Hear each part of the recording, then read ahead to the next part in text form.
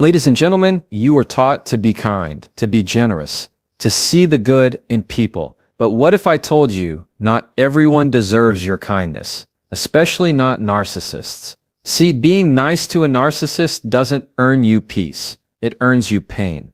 It doesn't build respect. It builds control. And today we're going to talk about why protecting your peace means stopping the cycle and never being nice to a narcissist again. You ever notice how the nicer you are to certain people and the worse they treat you? It's backwards, right? You give more, they take more. You forgive, they push again. You try to see the good, and they show you the worst. That's not just a pattern. That's a system. And narcissists thrive in it. Here's the truth that hurts a little at first, but heals a lot later. Being nice to a narcissist is like handing over the keys to your peace and then acting surprised when they drive it off a cliff. They don't interpret kindness the way healthy people do. When you show them patience, compassion, or even silence, you're thinking, I'm being mature, I'm being respectful, I'm keeping the peace.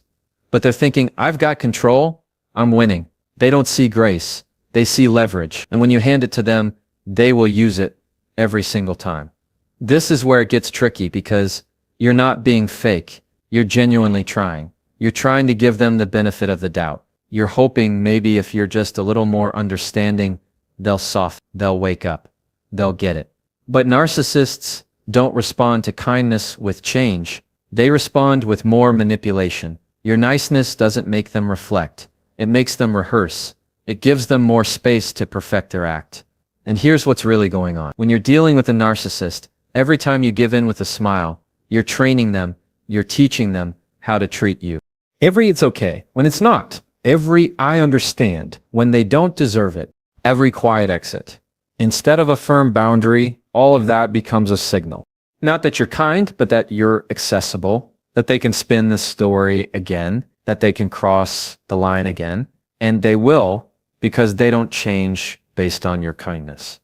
They change their tactics. And what makes it even more painful is that often you're just trying to keep the peace. Maybe you were raised to be the fixer. Maybe your whole life you've been told just be the bigger person. And sure, there's a place for grace.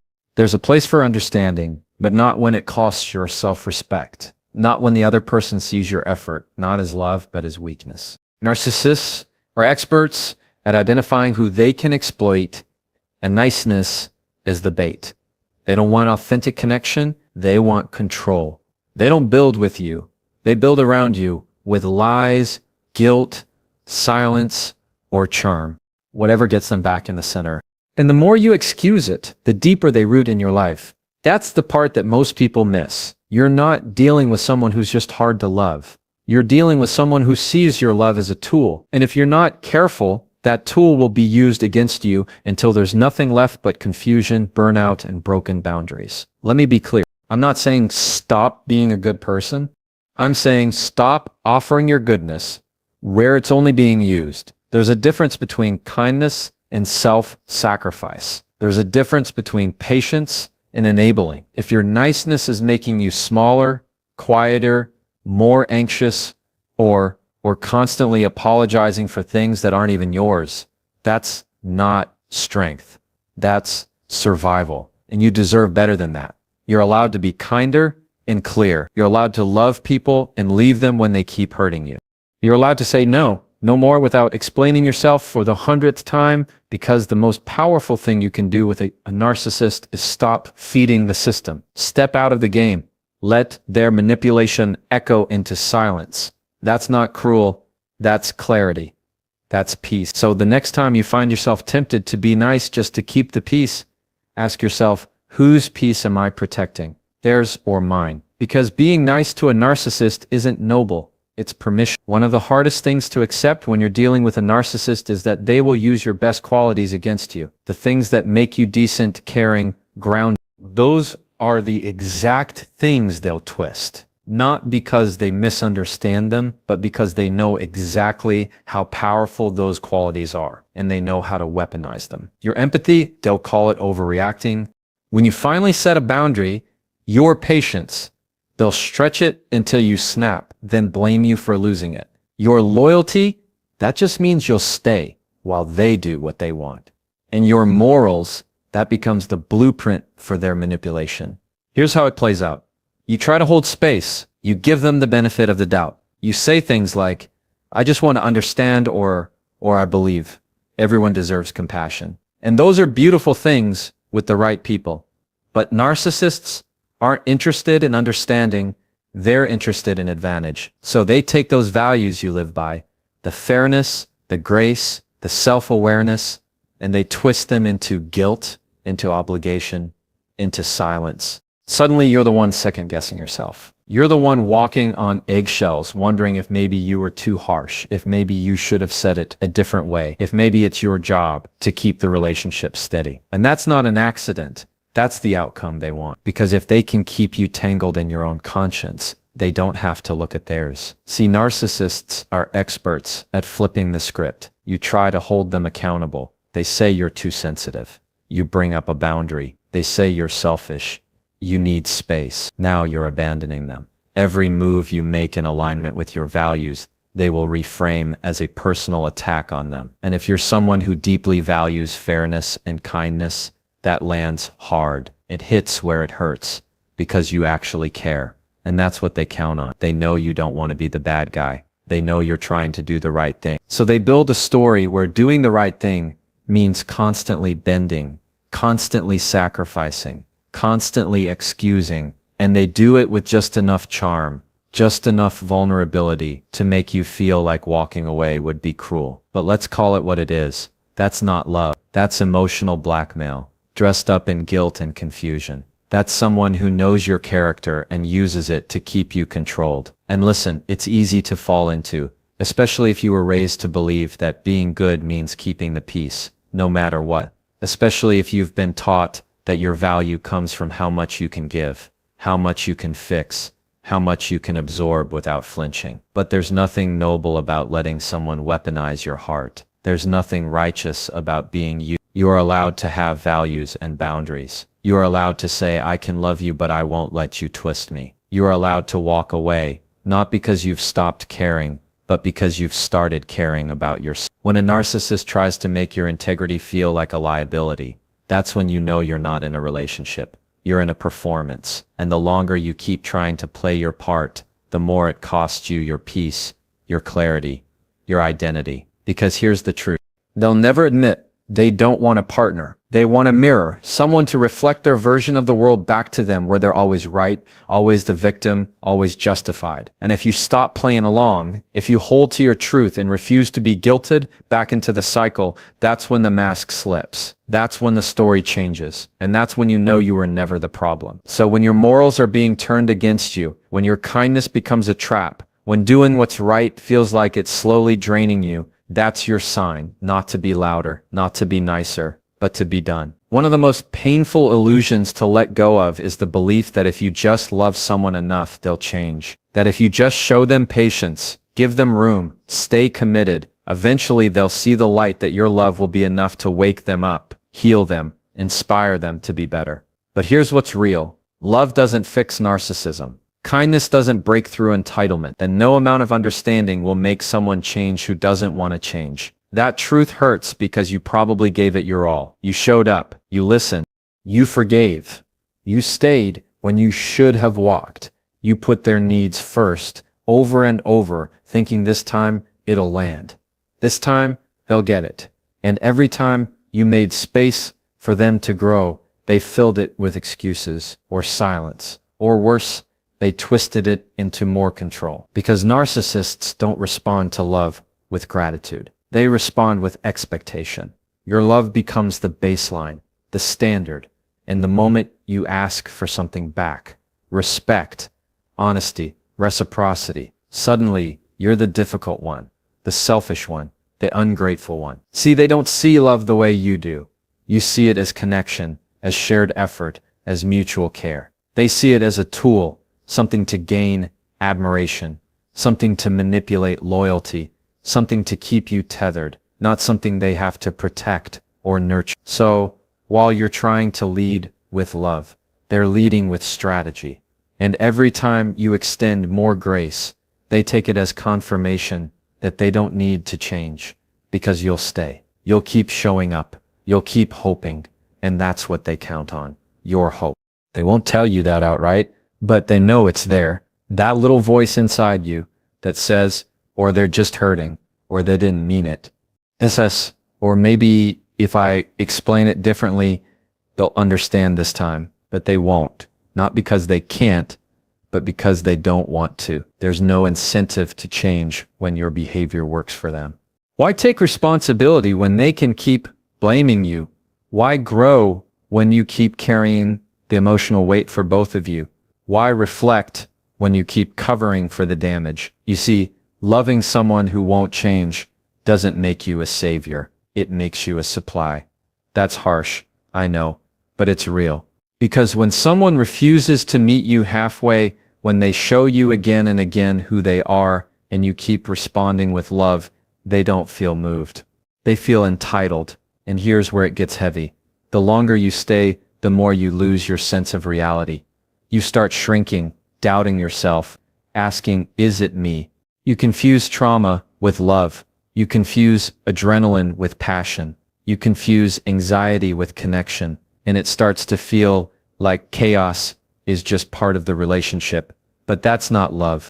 It's emotional survival. That's your nervous system trying to make sense of a cycle that keeps hurting you. And the longer you stay in it, the harder it gets to imagine anything different. But you have step out, not by trying harder, not by giving more, but by finally accepting the truth. You can't outlove someone's dysfunction. You can't care someone into being self-aware. You can't pour enough into someone who's committed to taking, because real love, it's not about losing yourself to keep someone else whole. It's not about hoping someone sees your worth after they've stepped on it repeatedly. It's not about staying loyal to their potential while they keep showing you their pattern. You deserve more than that. You deserve peace, clarity, reciprocity, and you don't have to earn it through struggle. You don't have to suffer to prove you're worthy. You just have to stop confusing effort with value. So if you've been waiting for love to be enough to change them here, this love was never the problem. It's who you gave it to. When you're dealing with a narcissist, silence doesn't bring peace. It brings power, and not to you. See, what most people don't realize is that narcissists don't look for connection. They look for compliance. They don't want conversation. They want control. And every time you keep quiet just to avoid conflict, they see that not as maturity, but as surrender. So you start biting your tongue. You let the little jabs slide. You ignore the gaslighting, the manipulation, the subtle digs. You start walking around your own life like it's a minefield, thinking if you just stay calm enough, small enough, understanding enough, maybe they'll stay happy, maybe they won't explode, maybe they won't punish you with silence or guilt or blame. But here's the thing, narcissists don't want peace. They want dominance. And the quieter you get, the more room they take. The more you bend, the more they push. And then you look up one day and realize you're not being loving. You're being a rake. Because when you confuse silence with strength, or niceness with love, or compliance with respect, that's when the damage happens slowly, quietly, consistently, and it starts to feel normal. Like this is just what you do in a relationship. Like this is what it takes to keep things together. But let me ask you this. If the only way to avoid a fight is to lose your voice, is it really a relationship, or is it a performance? The truth is, narcissists don't want equals. They want echo chamber. They want someone who reflects back what they want to hear, who keeps the spotlight on them, who won't challenge the narrative. So when you stay quiet to avoid drama, what you're really doing is reinforcing their reality and erasing your own. They take your silence as agreement, your emotional restraint as weakness, your self-control as their victory. You're thinking you're taking the high road, but to them you're just staying in your place, and they love that. Because not now they don't have to change. They don't have to reflect. They don't have to grow. You're doing all the adjusting and they're doing all the taking. It's subtle at first. Maybe it starts with you avoiding certain topics. You stop bringing up things that bother you because it never goes anywhere. You let them win arguments they shouldn't even be having. You stop asking for your needs because it always turns into a guilt trip. And somewhere along the way, you stop recognizing yourself. That's not love. That's not peace. That's conditioning. And it's not your fault. But it is your responsibility to see it for what it is. Real connection, requires truth, even uncomfortable truth. It requires two people who can sit in conflict without turning it into chaos. But narcissists don't do that. They use conflict as a tool, either to dominate or to disappear. So you'll come chasing after them, apologizing for things you didn't do just to get things back to normal. But normal with a narcissist always means you giving more and them doing less. It means you managing their emotions while ignoring your own. It means you choosing quiet, not because you're at peace, but because you're exhausted. You don't deserve that. You don't deserve to live muted. To constantly filter your words, your tone, your reactions, just to avoid setting them off. You don't deserve to be praised for how much you can tolerate. That's not strength. That's survival. And no relationship worth keeping should make you feel like you're disappearing just to maintain it. So if you've been keeping the peace by staying quiet, let this be your wake-up call. Peace isn't the absence of conflict. It's the presence of respect. And without respect, your silence isn't noble. It's just permission. You're allowed to speak. You're allowed to say no. You're allowed to challenge the lie. And if that makes them uncomfortable, if that makes them lash out or leave, good. That's not your burden to carry. That's a weight you were never meant to hold. Because when compliance is mistaken for connection, the only way back to yourself is to stop being silent. There's a lie. A lot of us were taught growing up that being strong means being tough, loud, aggressive. That if you're not raising your voice or standing your ground in some dramatic way, you're weak. And on the flip side, if you're kind, if you're calm, if you lead with empathy, that must mean you're soft. Easy to push around, easy to manipulate. But that couldn't be further from the truth. Real strength is not about being loud. It's not about overpowering anyone. It's about knowing who you are and not needing to prove it. It's being able to hold your boundaries without needing to explain them a dozen times. It's showing up with clarity, not chaos. It's being able to walk away from what doesn't serve you without making it a war. That kind of strength doesn't always look like strength, especially to a narcissist. To them, if you're not yelling, you're weak. If you're not fighting back, they think you've given up. If you're being kind, they think you're clueless. Because in their world, power is about domination, not dignity. But the strongest people I know are the ones who stay grounded in their values when everything around them is trying to pull them out of character. The ones who don't stoop to the level of manipulation, who don't fire back with insults, who don't try to win by becoming the same kind of person they're walking away from. You can be kind and clear. You can be calm and firm. You can care and still say, "Fro, that's enough." That's what narcissists don't expect. They expect your kindness to be endless, your forgiveness to be automatic, your patience to stretch no matter how many times they break trust.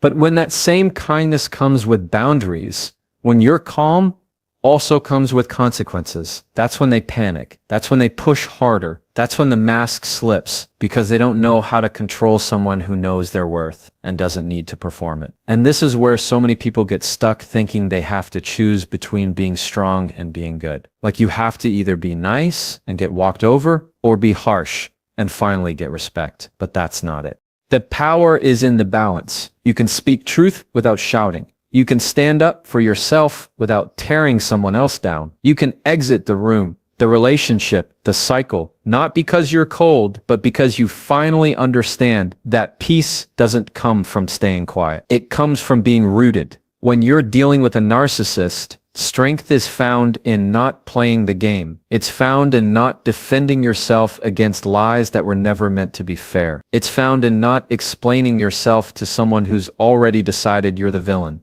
No matter what you say. It's strong to say nothing when they're baiting you. It's strong to walk away when they're trying to pull you back in with guilt. It's strong to stop hoping for accountability that will never come.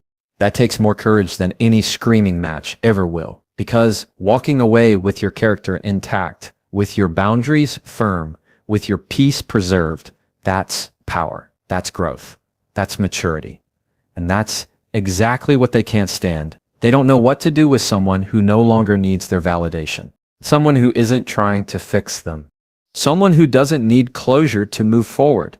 They can't manipulate what they can't reach. And when you decide that your energy is no longer up for grabs, that your life is no longer a revolving door, they lose access not because you punished them, but because you protected yourself. So don't ever think that being kind means being weak. Don't ever think that walking away quietly means you didn't fight. You fought with your dignity, with your self-control, with your decision to choose yourself without setting everything on fire. That's strength. And strength doesn't scream. It just walks out and never looks back. So here's the truth we've been building toward. Narcissists don't need your kindness. They need your compliance. And for too long, you've been told that being nice, being forgiving, being endlessly patient is what makes you good. But in the hands of someone who feeds on control, that goodness becomes a tool. Your empathy becomes exhaustion. Your peace becomes their playground. But now you see it. Now you understand that being nice isn't the answer. It's the trap.